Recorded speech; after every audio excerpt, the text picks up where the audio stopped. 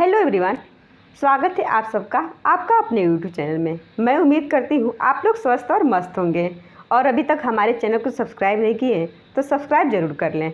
हमने पिछली क्लास में एल्गी का जनरल कैरेक्टर और classification of algae according to Smith और अकॉर्डिंग टू एफ फ्रिज के अनुसार पढ़ लिया है। आज का हमारा टॉपिक है इकोनॉमिक इम्पोर्टेंट ऑफ एल्गी।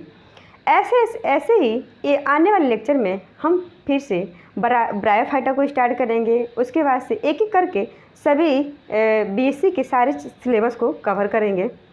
तो इकोनॉमिक इम्पोर्टेंट जो होता है वो बेनिफिशियल भी होता है और हार्मफुल दोनों तरह का होता है। तो सबसे पहले हम बेनिफिशियल टाइप से पढ़ेंगे, जैसे कि एज ए फूड जैसे कि एल्गी को भोजन के रूप में भी प्रयोग किया जाता है। अब आप सोचेंगे कि एल्गी को भोजन के रूप में कैसे प्रयोग किया जाता है।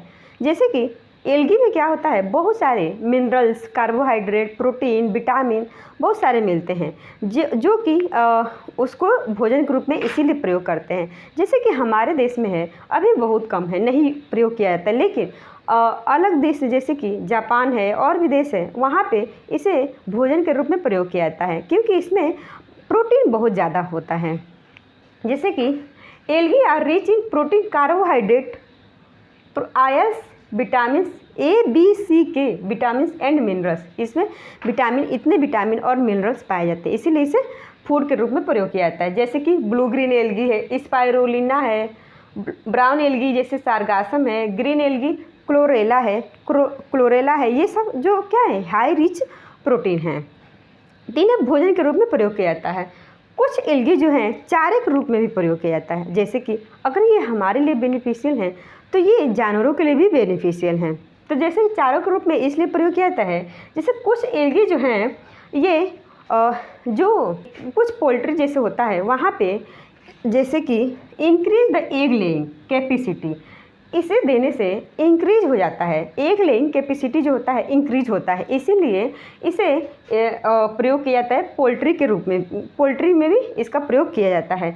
जैसे कि इसके एग्जांपल हैं लेमिनेरिया एंड फ्यूकस। ये जो लेमिनेरिया एंड फ्यूकस है इन्हें पोल्ट्री के में प्रयोग किया जाता है। अब हम समझेंगे मेडिसिन के रूप में। जैसे कि कुछ एल्गी हैं उनका उपयोग मेडिसिन के रूप में भी किया जाता है। जैसे कि गोइटर से जितने भी रिलेटेड बीमारियां होती हैं उसमें इसका उपयोग किया जाता है क्योंकि इसमें हाई आयोडीन पाया जाता है। इसमें जो होता है, ये जो एल्गी होते हैं, ब्राउन एल्गी के जितने भी मेंबर होते हैं, ब्राउन एल्गी जो होते हैं उनके अंदर हाई आयोडीन उपस्थित होता है।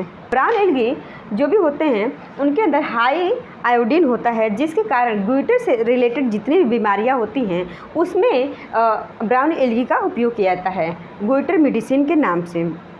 जैसे कि और कुछ हैं स्पाइरोगायरा, जैसे कि इनके अंदर ये क्या, जैसे कि स्पाइरोगायरा हैं, स्पाइरोगायरा का उपयोग ऑप्टिकल इंस्ट्रूमेंट, जो भी ऑप्टिकल इंस्ट्रूमेंट होते हैं उनको साफ़ करने के लिए स्पाइरोगायरा का प्रयोग किया जाता है। जो कि जितने भी ऑप्टिकल इंस्ट्रूमेंट होते हैं उनको साफ़ करने के लिए स्पाइरोगायरा का प्रयोग किया जाता है। अब जैसे कि इन एग्रीकल्चर यानी कि कृषि के रूप में भी, कृषि में भी एल्गी का बहुत बड़ा उपयोग है। जैसे कि ये क्या करते हैं, नाइट्रोजन फिक्सेशन का काम करते हैं। आप लोग पढ़े होंगे नाइट्रोजन फिक्सेशन क्या होता है, उसी डिटेल में अगले किसी और क्लास में देखेंगे। यहाँ पे इतना समझिए कि जो नाइट्रोजन फिक्सेशन का काम होता है, कुछ जो एल्गी होते हैं वो नाइट्रोजन फिक्सेशन का भी काम करते हैं। जैसे कि Anabaena and Nostoc, blue green algae जो हैं वो नाइट्रोजन फिक्सेशन का भी काम करते हैं। अब जैसे है कि कुछ जो एल्गी हैं उनके अंदर पोटेशियम और फास्फोरस और कैल्शियम एलिमेंट जो है वो पाया जाता है, इसीलिए इसे फर्टिलाइजर जो हैं उनके अंदर पोटेशियम, कैल्शियम और फास्फोरस उपस्थित होता है, जिसकी वजह से उन्हें फर्टिलाइजर के रूप में भी प्रयोग किया जाता है। जैसे कि कारा एंड फ्यूकस, ये जो एल्गी हैं इन्हें फर्टिलाइजर के रूप में भी प्रयोग किया जाता है। अब हम समझेंगे कि एल्गी का उपयोग औद्योगिक में भी किया जाता है, इन इंडस्ट्रियल यूजेस भी इसका भी है एल्गी का। जैसे कि हमने अभी बताया है कि एल्गी में आयोडीन जो है वो बहुत हाई लेवल पे पाया जाता है। तो औद्योगिक में इसका उपयोग किया जाता है क्योंकि इसमें आयोडीन उपस्थित होता है, जो कि इसका एग्जाम्पल है ब्राउन एल्गी। एग्जाम्पल है ब्राउन एल्गी जो कि फ्यूकस। कौन सा एल्गी? फ्यूकस है। जैसे कि नेक्स्ट है अगार अगार। अगार अगार जो होता है वो जेली लाइक सब्सटेंस होता है। वो कैसा होता है? जेली लाइक सब्सटेंस होता है, जो कि यूज होता है इसके कई सारे जो डिजर्ट्स बनाने में इसका उपयोग किया जाता है, जैसे कि आइसक्रीम हो गया, चॉकलेट हो गया, ये सब बनाने में एल्गी का जैसे कि अगार अगार का उपयोग किया जाता है। जैसे फॉर एग्जांपल रेड एल्गी जो कि जिलीडियम, इसका कौन सा है एग्जांपल? जिलीडियम है। अब नेक्स्ट है एल्जीनिन। एल्जीनिन का उपयोग कैसे किस में किया जाता है? पेंट के रूप में किया जाता है। एल्जीनिन का उपयोग पेंट के रूप में किया जाता है और नेचुरल एंड सिंथेसिस रबड़ बनाने में भी इसका उपयोग किया जाता है।